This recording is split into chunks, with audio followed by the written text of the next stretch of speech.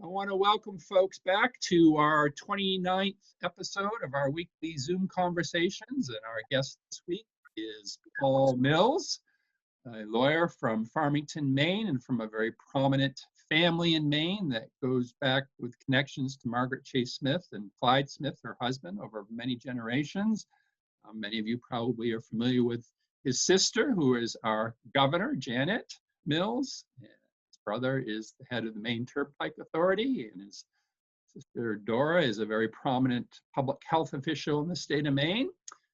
And one of Paul's many skills, besides being a lawyer, is he is probably one of the most well-informed historians of Maine political history. And we'll talk about that and some of the research he's done here at the library and his connections to Margaret Chase Smith and the Margaret Chase Smith Library and the Margaret Chase Smith Foundation. Welcome, Paul. Well, thank you for having me, David. Yes. My pleasure. And where are you coming to us from?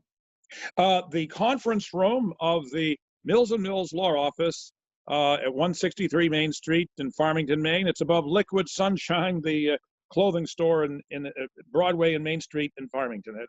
Yes. How long has the practice existed? In Farmington since 1911.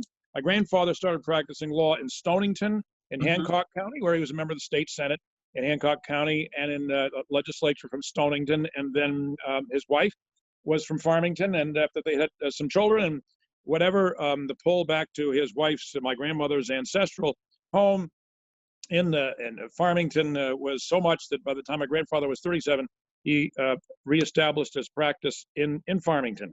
Mm-hmm. And so it's back to your grandfather that the first connections with Clyde would have come? Yeah, my grandfather and my father probably almost simultaneously, because they were both active. My father, at a very young age, was active in Republican politics and was elected to, at the age of just barely turned 27, to the Maine House of Representatives in 1938, which, as you know, was Clyde Smith's second term in the House of Representatives. And my grandfather would have been in the House of Representatives a little bit after Clyde was first there. As you know, Clyde was there in the late 1890s and was in and out of the legislature. And my grandfather's tenure in the legislature, he had 3 different terms, one in the House and 2 in the Senate, did not quite overlap with Clyde Smith's tenure there. But I'm sure their paths would have crossed at various times, perhaps over the years. Mm-hmm. So I wanted to share some photos talking about the family connections. And actually, I forgot to reset here, so we'll go back quickly. This is a photo that you provided us with, and can you tell people what they're seeing? Well, right. This is a photograph, of course, of Senator Smith in the background. It's on the front steps of our then family home about 1952. Obviously, I didn't take the picture. I was too young, of course, whatever. But Margaret Chase Smith's in the background, and my mother, Catherine Coffin Mills, originally from Ashland, Maine, but then in Farmington, foreground. Left to right in the front is Mary Stewart Mills, a first cousin of Janet and myself. And then our oldest brother, Peter Mills, or called Peter Mills, technically Sumner Peter Mills III, and Janet is in the foreground in the right. Mm-hmm. And then when Janet got elected governor, she was going through her papers and came across a letter that Margaret Chase Smith, or actually at this time, she just signed it, Margaret Smith, in 1948, had sent Janet, Miss Janet Trafton Mills, shortly after she was born. And one of the things I always read to school kids from it is in the second paragraph, it says, "Remember, you have much to live up to." So she set a very high bar for Janet very early in her life. And the other thing she makes reference to, which really didn't catch my attention until you mentioned it in terms of yourself as well, is in the third paragraph, she says, "Enclosed is something that I wish you would add to your school fund." And I gather she did the same thing for you. So can you tell people what that was about? Right, an initial deposit for opening up a bank account for, I think, all of us that occurred, at least certainly with Janet and myself. And so it did get applied, at least to my education, many years later when she deposited that upon shortly after I was born. And I think my own case was about $5. Might have been more with Janet. I'm not sure. So it was, yeah.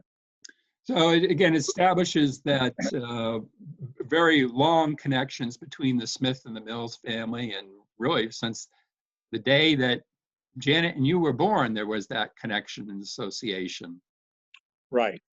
And here's a picture in later years of your mother with at one of the Maine town meetings that we hold at the library with Mert Henry. And your mother was a school teacher, is that correct? That's correct. Originally came from Ashland, Maine. I went to Colby College and was always very passionate in her admiration for Margaret Chase Smith. One of the amenities that my mother will never forget was that during World War II, my father was overseas and my mother was home alone, although with small children perhaps. New Year's Eve, Margaret Chase Smith, then a member of the U.S. House, would call up my mother and talk to her. And that reaching, at those times, long distance phone calls were quite a phenomenon and a little bit onerous. As you may realize, to go through the operator would cost extra money, and but that kind of courtesy was something that my mother never forgot. And then a picture of your father with Margaret Chase Smith. And again, they go back a long ways. And one of the prominent connections, and I was just reading the oral history that your father did with Patricia Wallace, and I was reading the section about how he came to be United States Attorney for Maine. Well, my father always remembers the date, June 27th, 1953. He gets a phone call from Washington. It was actually his older brother, William, who was also very close to Margaret Chase Smith, and he was a banker and a prominent civic leader in Florida, although he'd come from Farmington originally. And he said, Margaret Chase Smith has been quite exasperated because she's been having some challenges in trying to meet the requirements of the U.S. Justice Department and the Eisenhower administration in filling the vacancy, because it was a matter of, at that time and for many years, a matter of effectively senatorial nomination, although it's technically nominated by the president, technically confirmed by the president. And so, my father was a young Farmington lawyer, and it seemed kind of way out of the blue. And it's kind of fell out of the sky, and all of a sudden he was in line, and he was investigated by the FBI. Went to Washington to visit President Eisenhower, and was pursuant to Margaret Chase Smith's recommendation, nominated for United States Attorney for the state of Maine, position which he held at two different sets of times: 8 years during the Eisenhower administration, and 8 years later, with about 8 years out under Nixon and Ford. I had just gotten to the section where there's a new Democratic administration, so he's going to have to leave office. Right. And the other story that I gleaned from the interview is that he talked about how Clyde had been very impressed by his service in the legislature. And this is as Clyde's health is starting to fail, and how he had made a call to your father complimenting him on his service. Right. That would have been my father mentioned that to me a couple of times, and he said he mentioned it to Margaret Chase Smith once, and felt many years later, and that there were tears that came into Margaret Chase Smith's eyes a little bit hearing about that, because not only was Clyde Smith a member of Congress, but had the same capacity, certainly, that Margaret Chase Smith had, of great empathy with people. And as you know, Margaret Chase Smith attributed her success because she loved people, and there was no question about her love of people, all walks of life, was very authentic. And in any event, at the end of the legislative session in 1939, my father gets a call. His house, this would have been, say, around April or May, because legislative sessions ended a lot sooner than they do now, and how Congressman Smith had said he'd been following his career in the first term in the legislature, and that he felt that he had a great future, and reached out to him in a very resounding way that was very moving to my father. Mhm. So what is your first memory of Margaret Chase Smith? Well, my first memory of Margaret Chase Smith was she'd had a flat tire, believe it or not, and she was. We know there's a lot that's attributed to her collaboration with William Lewis, but this is about 1960, and at that time, for a few years, the Mills family was living in Gorham, Maine, a suburb of Portland, while my father was U.S. attorney, and so she came into the driveway, drove in by herself. She was alone, and she was driving a black 1959 Ford Galaxy. At that time, I probably paid much more attention to automobiles than I did politics, and I had a passion for vehicles. And oh my goodness, this woman is coming in with a 1959 Ford Galaxy, but with a hubcap missing. And so I remember Margaret Chase Smith was saying she'd had a flat tire, and that she's been alone, and that somebody came. A good Samaritan had come to help her. This was during daylight hours, I believe, although I think it was in the early evening, in the summer, as I think to recall. And so I have that, recollection of her from that period of time. Yeah. At that point, were you already interested? And I need to frame this carefully. Were you already interested in politics from sort of the historical standpoint? Because I think one of the things I read in one of your interviews is that you were happy that no one ever pushed you into politics. Right. You're very interested in political history, right, as opposed to politics. But at that point, were you already aware and interested in the history? I would say no. At that point, as a young child, I think I followed it very closely. But I can't remember having, as a teenager, certainly developed an interest in that, and an interest in a book by the time I was like about 11 years old when, if I can put this up to the camera, this book came out. And I remember reading it probably at least 3 times when I was in the 6th or 7th grade. Okay. It's a wonderful book. I suppose it's out of print like many of these are, but it strikes a balance between being written for a popular audience, but it still doesn't dumb it down. And it also has some academic kind of, it isn't as vigorously or footnoted, or although there's a bibliography in it, but it's wonderful writing. And as is some years later, Alice Fleming's book, the senator from Maine, they put that up. And so if I had anything I could commend to people about Margaret Chase Smith, those 2 books are so fluently written, and the writers, Alice Fleming, the book, and Frank Graham Jr., if you can, I think in Amazon, you can come up with them, even though they're probably out of print. One of them went into paperback. And I just in recent days, I have had enormous pleasure rereading parts of those books. And I realized what it was that helped captivate, particularly the Graham book, captivate a part of my interest, or sustained an interest which I already had in contemporary as well as historical elements of Margaret Chase Smith's life, as well as political life. I mean, just one minor example, then I'll get off this. But for example, in the Frank Graham book, yes, it's told for a very broad audience, but the same token, he makes an effort to put Margaret Chase Smith's achievements into context. He reaches back briefly, without getting bogged down into it, to the British antecedents in the 1780s and the women's right to vote movement, how the British had a leg up on us, and he goes into Mrs. Stanton and the other people and the forerunners of it in a few brief paragraphs. And I thought that is a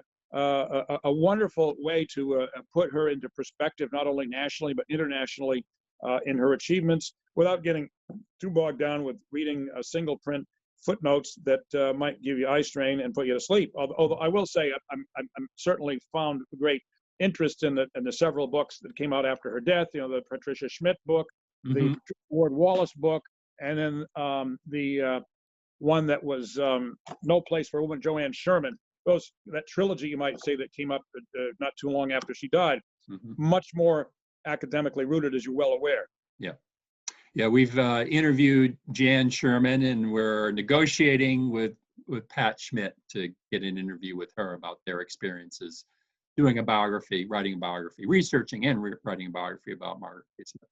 And of I course, would also echo your thoughts. I was very pleasantly surprised when I read the Frank Graham book. It's fairly slim, so I was thinking, I'd already at that point read the two longer biographies and thought, well, what new can I glean from this?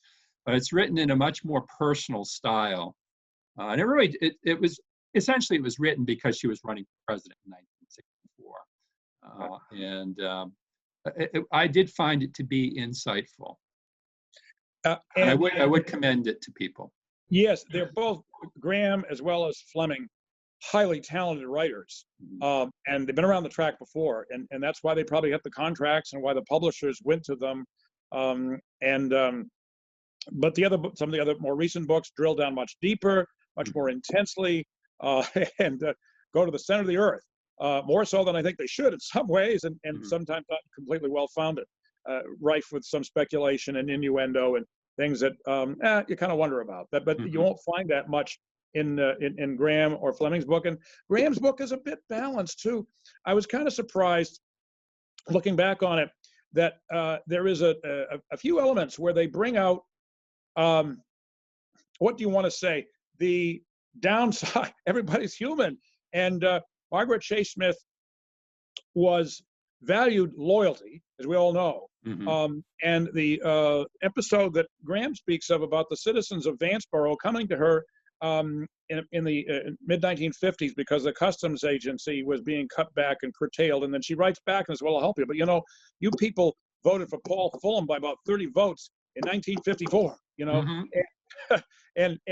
but I'll still help you anyway. And she put that back on her face. That's in that book. But I think Margaret Chase Smith still and Bill Lewis both embraced this book and were not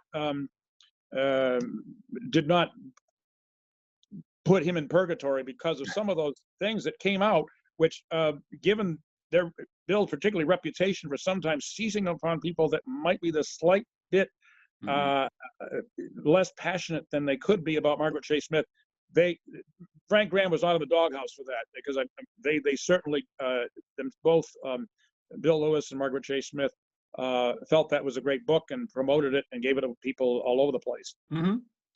I want to go back and share some more photos. And you had mentioned to me that one of your other early memories of Margaret Chase Smith was a family trip that you took to Washington, D.C. in 1966. Yes. And you had the opportunity to stay in the home that she lived in Silver Spring, Maryland, called Quain Acres. And this is a picture of Margaret out in front of that house. So what do you remember about that trip to Washington, D.C.? Well, it disclosed the human side of the two of them. And it was the first time I'd ever been to Washington, D.C. My kid sister, Dora, who was then about 6, and then myself, and then my parents. The other children in the family kind of gone away to school or grown up, whatever. But anyway, it was the younger part of the Mills family. We arrived, we stayed about 3 or 4 nights, and it was during April vacation. We arrived on a Sunday night.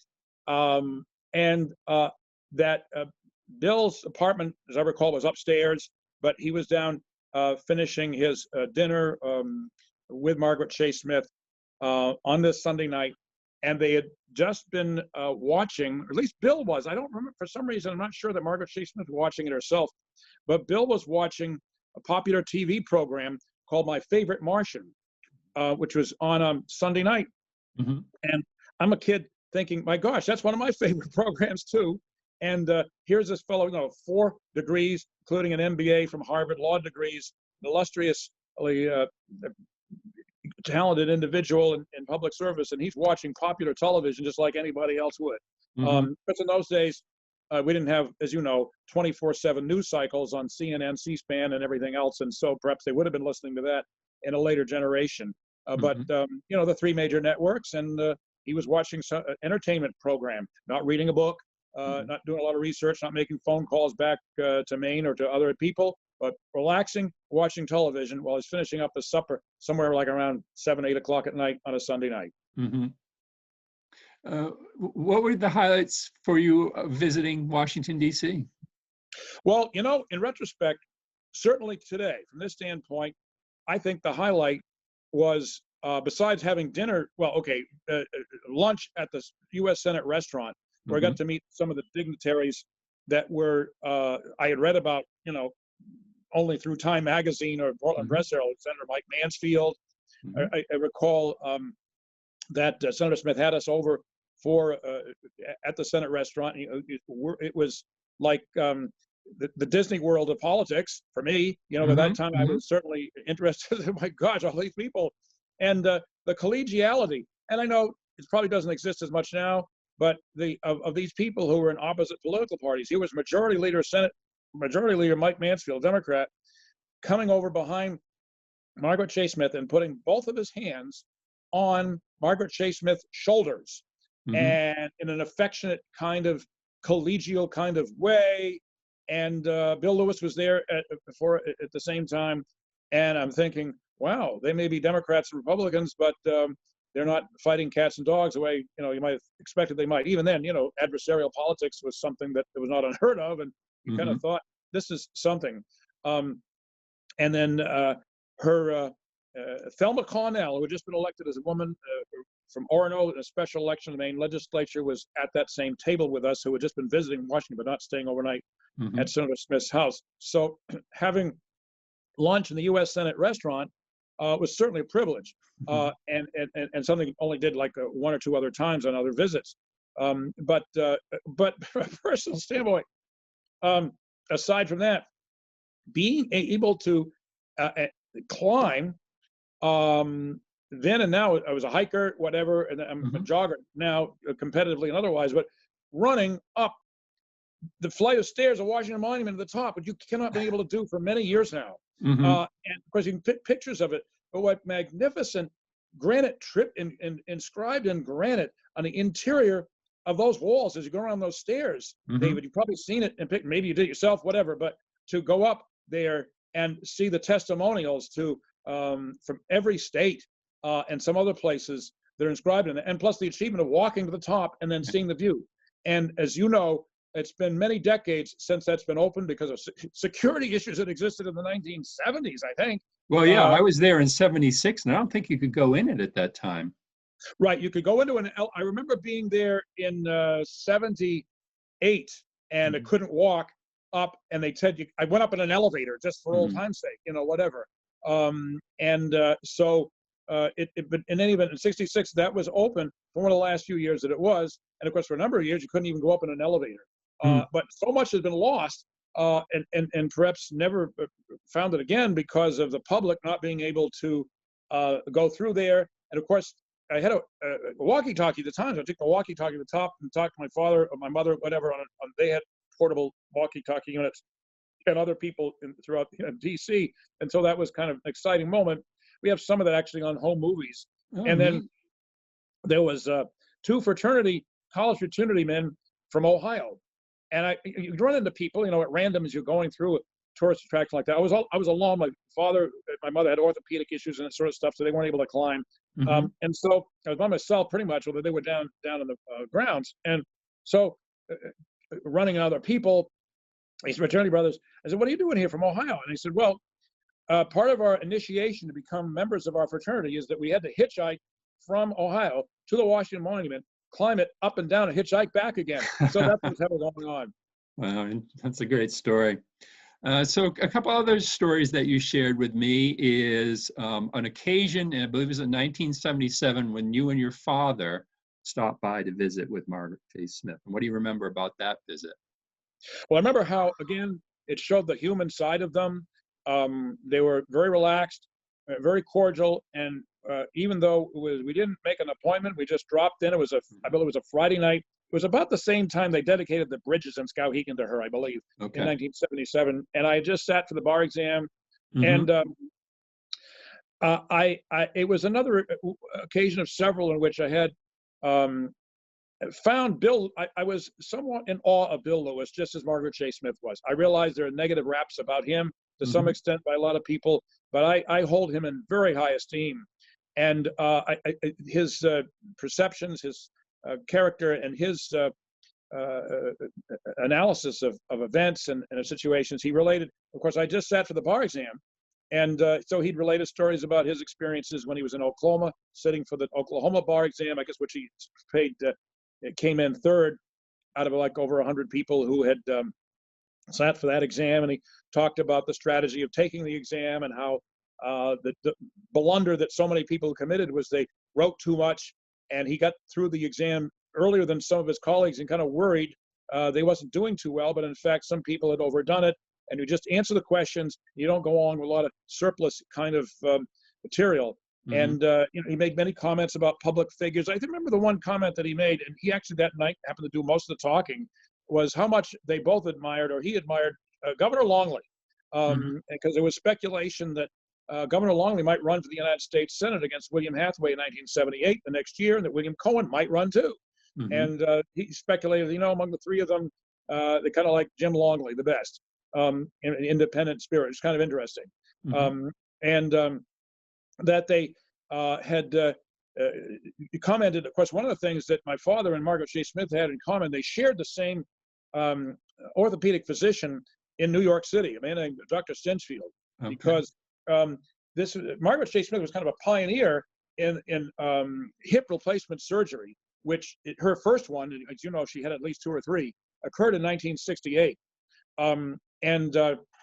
In fact, I remember seeing her at the 1968 Republican State Convention in Bangor, and she kind of limped a little bit and weren't sure what was going on. And my mother at that convention, actually at the district convention, nominated Margaret Chase Smith as a delegate to the national convention, and Margaret Chase Smith declined it, came up and spoke to them and said, no, she really hadn't gone that much to political conventions. And it turned out, I guess, one of the reasons why she wasn't going to be able to go, although she wasn't disclosing that now, was because she was scheduled for replacement hip surgery with Dr. Stinchfield in New York. Well, anyway, in the 1977, when my father and I dropped in on them, spent a couple of hours, Margaret Chase Smith and my father compared notes about Dr. Stinchfield, the surgery, and Margaret Chase Smith said, well, if people had taken aspirin, or her doctor had said that if people had taken aspirin earlier in life, that they would not have such arthritic problems. I remember another occasion, she blamed their hip problems to some extent on the hard surfaces walking around between the office buildings and the Capitol.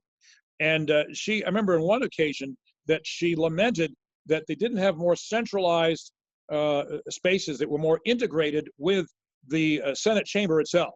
As we know from just recent days this week with the insurrection in Washington, they can be sequestered in different buildings, but they're not in the same place. And so I remember one thing she said, I think we should perhaps have something on the order of the Pentagon. I remember those words, we should have something on the order of the Pentagon where things are kind of centralized more closely around our offices, perhaps being outside the around that. But of course, it would make it a completely restructuring the Capitol, perhaps relocating it someplace, and it was a more dramatic departure from what the state of affairs could have been. But I remember commenting on that in connection with her hip, her orthopedic challenges, because it's so darn much walking, even though you do have those trains that go back and forth and that sort of stuff.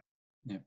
You had mentioned Bill Lewis, and it's funny you also mentioned Governor Longley, because when I was looking for a picture of Margaret and Bill Lewis together, one that first captured my attention was one where they were also with Governor Longley. But then I found this picture instead, which is Bill and Margaret in San Francisco in 1964 for the Republican National Convention, in which Margaret's going to have her name placed in nomination. And as you have highlighted, he was a very close associate of Margaret Chase Smith, her chief of staff. I think he went by executive assistant when she was serving in the United States Senate. So a very influential personage in Margaret's career, in her Senate career. And there were some other people that you had the chance to interview over the years who also had connections to Margaret Chase Smith. And in this photo right here, on Margaret's left, so our right, is a woman named Pauline Bragg Greene, who grew up with Margaret. And what did you learn from Pauline? Well, I was introduced to Pauline by a woman named Ruth Pullen, who was a sister of John Pullen, the author of the 20th Maine, and with whom I practiced law for a number of years, as well as my father at the same time in the same practice. And so Ruth had many ties to Skowhegan. She was a personal friend of Pauline Bragg. So one night, it was, I believe, July 10th, 1979. The reason I remember it to some extent was the day that Arthur Fiedler died. But anyway, we went over and we spent some time at Pauline Bragg's house in Skowhegan. She is featured very prominently in the Alice Fleming book about Margaret Chase Smith that came out in 1969, reprinted in the 70s, and she's also referred to in Frank Graham's book.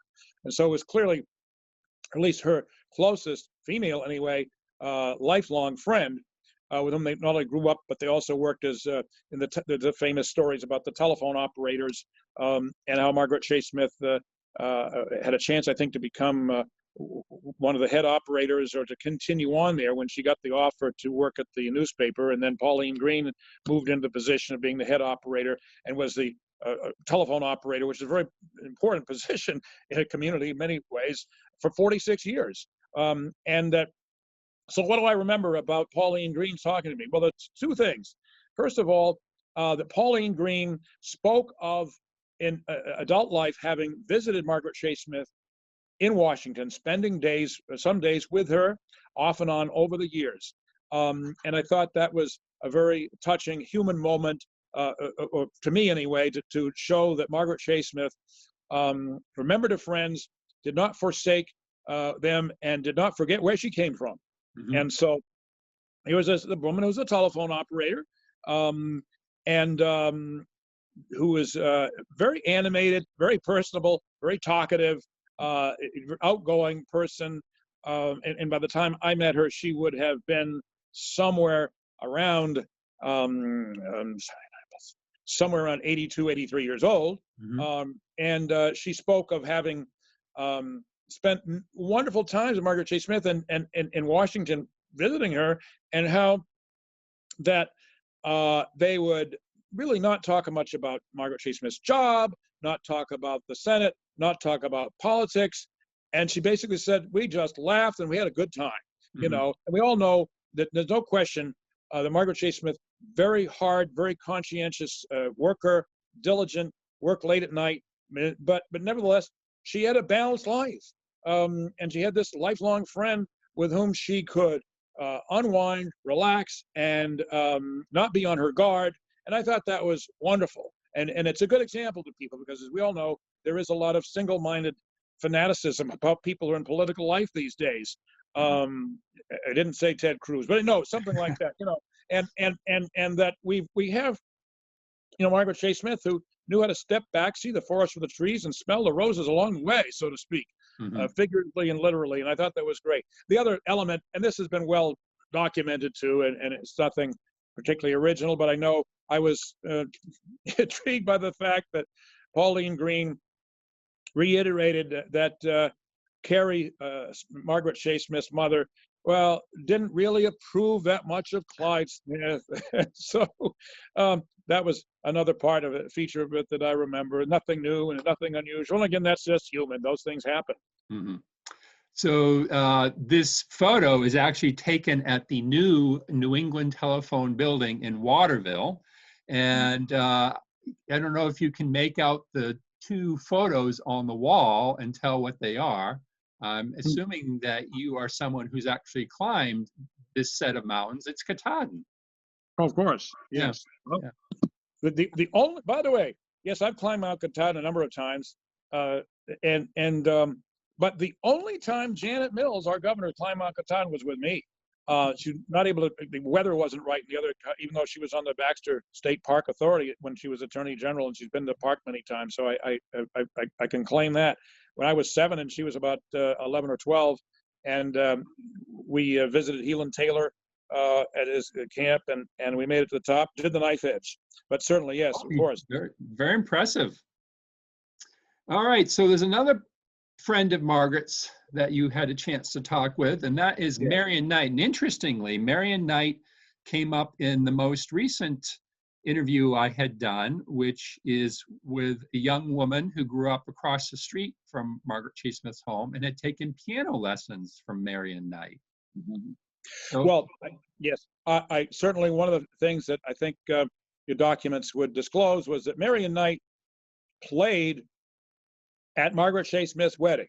mhm, I believe it was "Peg of My Heart" and some other songs that she outlived Margaret Chase Smith and lamented on her death that she had performed for her at her wedding in 1930, and that Marion Knight was as much of an institution in Skowhegan as Margaret Chase Smith was in the country, mhm. in that she was the first female member, by the way, of the Skowhegan Rotary Club when in about 1987 Rotary clubs were allowed to admit women, because she had been the accompanist or played the piano at one time music was a big feature of Rotary Club meetings, and so I met her. I was a guest at Skowhegan Rotary Club some number of times, and she was often there, and so would see her. And she was, of course, a music director in a number of different communities in the public school systems in Somerset County. I think originally quite a few years up in the Bingham area, and eventually maybe the Skowhegan area. She you'd hear stories that when Margaret Chase Smith might visit the Rotary Club or visit, they would have a colloquy with each other and real collegiality. But she was a very highly esteemed person in the Skowhegan community, and it's intriguing to know that she had these longstanding ties to Margaret Chase Smith herself. I came to Skowhegan in 1996, and in those early days of my being here, the late 90s, early 2000s, you couldn't go to an event in Skowhegan without Marion Knight being there playing the piano. So now we're going to move back to you, because one of the other ways we know you is through the library. You have done quite a bit of historical research here, and you write columns for Maine newspapers. And where did that bug come from? Well, where it originated is this. My father and a guy named Eldon or Denny Shute. Denny Shute was owned a couple of radio stations. We're in the legislature together in the late 1960s. And Denny Shute was a very popular political figure, and actually was the Republican nominee for Congress at one time, opposing William Hathaway for re-election at one point, and a highly charismatic figure. In Maine, had actually one time been the manager of WLAM in Lewiston. Then went out on his own, bought the station, founded WKTQ in South Paris, and KDJ in Farmington, which is still on the air. And so they commuted back and forth. I had an interest, of course, in following the legislature at that time, and oftentimes would go over with them or with my father and follow, because my father was in the state Senate, and got to know Mr. Shute on my own right from being a sort of a spectator on hand at deliberations of the Maine House of Representatives and the Senate. And so my father kind of talked up the idea to Mr. Shute that of my doing some radio news work and maybe even other broadcasting kind of work for his radio station as a teenager. So I went to work with him part-time in high school for the last 3 years. And so my sort of an avocation, but also a parallel vocation since that time has been journalism of one type or another. I worked for a number of different radio stations, TV stations, Boston and college and whatever, and then evolved into nighttime election night analysis for a number of years on Channel 13 in Portland, where I worked summers when I was in college anyway, in the news department. And so eventually the Sun Journal in the late 90s was looking for, approached Chris Potholm, who is a noted political writer in Maine, Bowdoin College professor, about writing a column every week on Maine politics. And Chris said he couldn't do that every week, but he suggested 3 other people. He would do it once every 4 weeks, and get the Sun Journal to have 3 other people, which he recommended. One of them was Barry Hobbins, who did it for a few years before he went back into the Senate. Another one was Pat LaMarche, who had just run for governor. And the fourth one was myself.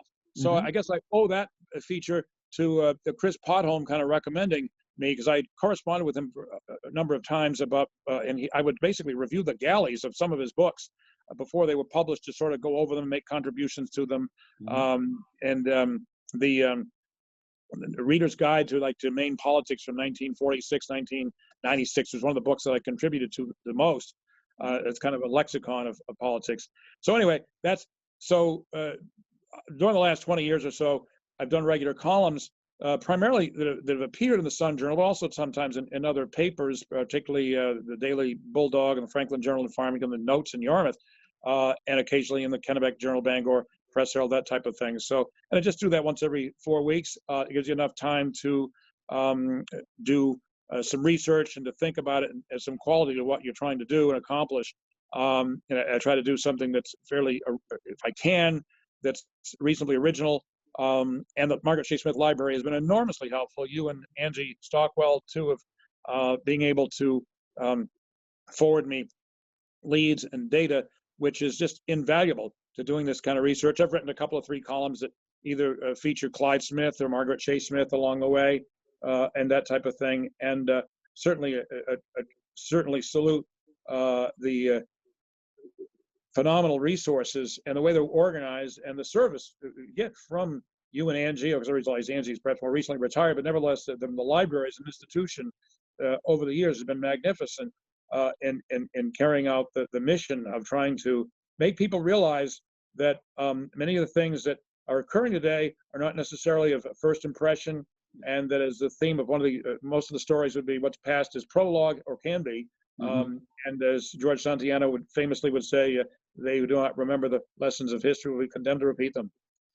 So, Paul, I'm putting you on the spot a little bit, but I'm sure with your vast reservoir of knowledge, you can fill in enough gaps. There was turmoil at the Maine state capitol in the late 19th century. So reassure people that we will get through this. Remind people what happened in the late 19th century after one of the gubernatorial elections. It was the count out of 79. 1879. Yes, I should say that. Yes, 1879. And we had essentially, it was more protracted than what we saw in Washington. Certainly, there's been some, mercifully, the episode that happened was brought to a head very quickly in D.C., or so it seems anyway. We hope it did. For now, until we get through the inauguration. They were able to complete the count, even if it was beyond the bedtime of most American citizens, unless you're living in Hawaii, perhaps, whatever. So but this was an episode that occurred over many weeks, and they were literally armed camps in the Capitol, and in fact, 2 different legislatures in session. And you had a system of electing governor in Maine at the time, which not all that different than electing president today, in which you have an indirect kind of election. I mean, it was a popular election, but the problem was, if any candidate did not achieve a majority, then the House of Representatives would pick the 2 of the candidates that they wanted to pick. I think it'd be 2 of the top 3, and then forward those 2 candidates to the state Senate to do the runoff. And so the people in the position to pick those candidates were the elected representatives and senators, and there were competing tabulations from legislative districts throughout the state and the way they would be processed through the Secretary of State's office and the governor and council. We had certification issues at that time. And there was a way in which some of the incumbent governor was Democrat Alonzo Garcelon from Lewiston. He was up for re-election, and Republican Daniel Davis was the person who, at least in the popular vote, was ahead of him, but didn't quite get a majority because there was a greenback candidate. And so anyway, it came to a head with bringing in former governor and hero of Little Round Top, Joshua Chamberlain, into the House of Representatives, or to the State House.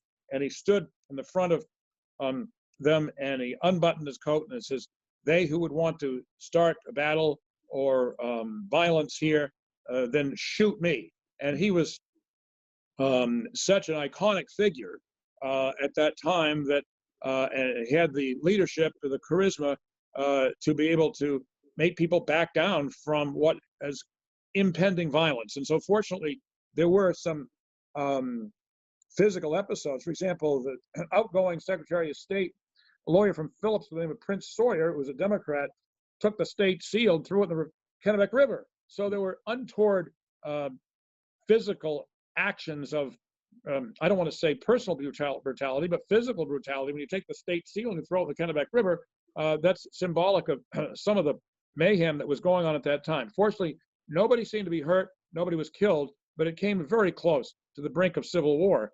In early 18, the election was in 1879, but the tabulations occurred in early 1880. Took a decision of the Maine Supreme Court, and eventually violence was averted, even though the Democrats continued to insist that they were going to contest this. I mean, the Democrats were the party on the outs at that time, or at least they lost the re-election. And they were going to come back. They rescheduled a session to come back with their rump legislative session in September, but they never really resumed, never came up with anything else, and sort of petered away. Of course, the legacy of that is we went from, that's one of the reasons why we did away with runoff elections in Maine at that time, because the way of resolving them was not to have a new election, but go through the legislature. They decided to dispense with it altogether and put it in the Constitution. And so then we went from 1-year terms of governor to 2-year terms, provided a little bit more stability. And then a Democrat actually was, a Republican, Davis was elected for 1-year term, and the Democrat came back in and placed it so that in any event, and the lasting institutional feature of that is our Constitution has prohibited any kind of runoff elections and requires plurality vote for members in the elections, not the primaries, but the elections for state legislature and governor. And that's why, even though we have ranked choice voting now in the last couple of years for primaries, for the legislature and for governor, and we have ranked choice voting for federal offices, but we do not have, because of the needs of an amendment of the Constitution, ranked choice voting, or in effect instant runoff, in the elections for governor and state legislature in the state of Maine, because of the amendments which were passed in the aftermath of the count out of 79. We did come through it. We didn't have quite perhaps the cult of personality that revolves around President Trump now, that makes it different. And so I think it was somewhat more to what's happening the last few days is slightly revolving more around a figure, maybe more than it is a party, we're seeming to some extent.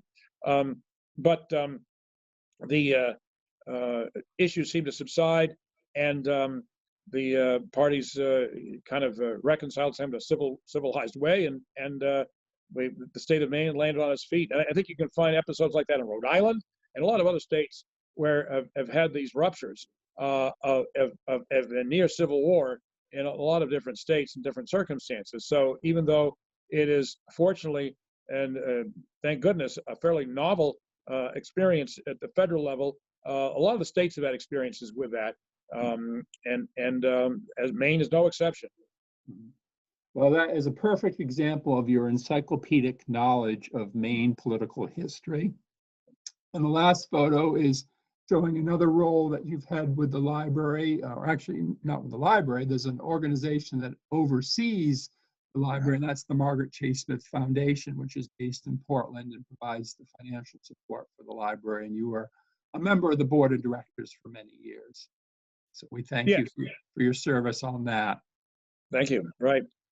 So, Paul, it's been, I'm going to get out of the shared photos and wrap it up. I thank you very much for taking this time to talk to us about your family's many connections to Clyde Smith and Margaret Chase Smith, and for sharing some examples of your knowledge of how much you know about Maine's political history. And, hopefully we will see you at the library and you'll continue to do research. Well, thank you very much. I appreciate what you've done, the courtesies you've shown me over the years when I've been there on many occasions in both recent past, and say hello, of course, to Angie Stockwell for me if you're still in touch with her. And you are personally an amazing resource yourself, and the library is certainly fortunate to have you at the helm of its facilities, and the board as well, at the institution. And it's great that we're able to preserve and pay tribute and sustain tribute to certainly one of the most remarkable figures in Western civilization, Margaret Chase Smith. Thank you very much, Paul, and good luck to you as we all make our way through the pandemic. Yes, that's right. Goodbye. Right. Bye-bye.